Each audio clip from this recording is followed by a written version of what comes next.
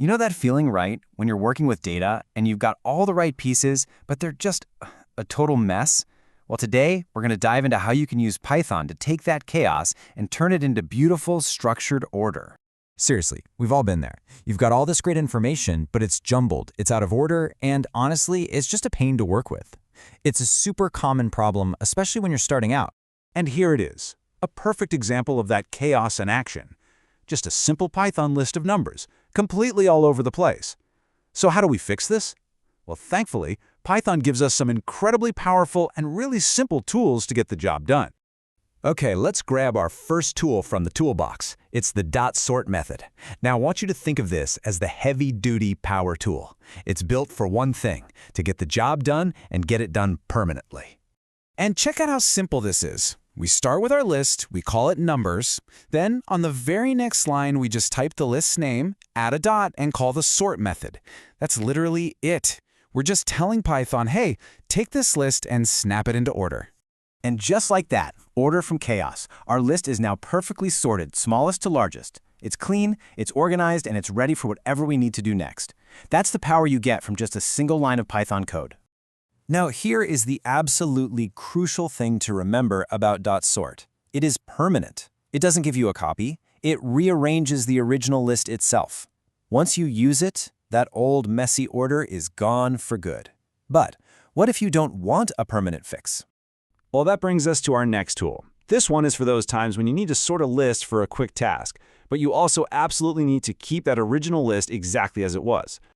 So here we have a list of scores. Maybe the original order is important, right? Maybe it's the order the tests were taken in.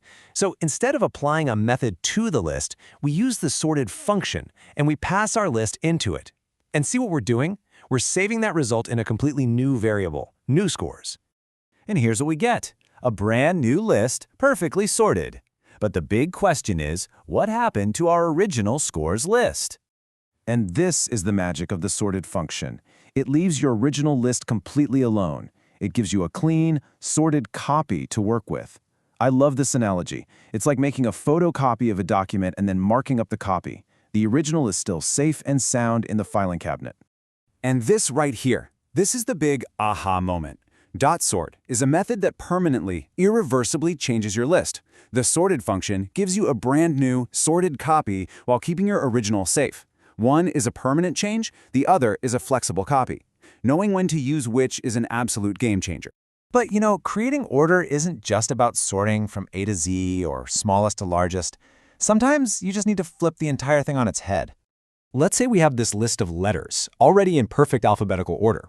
What if we want the reverse of that? Well, we use another super simple method, .reverse. And just like before, you just call the method right on the list itself. And boom, the list is now perfectly flipped. The last item is first, the first item is last. It's such a simple trick, but it's an incredibly useful way to look at your data from a totally different angle. But here's the heads up. Just like its cousin .sort, the .reverse method also makes a permanent change. It modifies the original list right where it is, in place. Once you reverse it, that original order is gone, unless, of course, you reverse it again. Okay, so let's take a step back. You now have 3 amazing tools in your Python list organizing toolkit. Let's do a quick recap and put them all side by side. Think of this as your personal cheat sheet. Use .sort when you need a permanent sort. Use sorted when you need a safe temporary copy. And use .reverse when you just need to permanently flip the whole thing. 3 different tools for 3 very different jobs. Mastering these really gives you total control over your data. And there you have it. We've gone from total chaos to perfect order with just a few simple commands. So now that you have this power to command and organize your data, the only real question left is, what are you going to tackle first?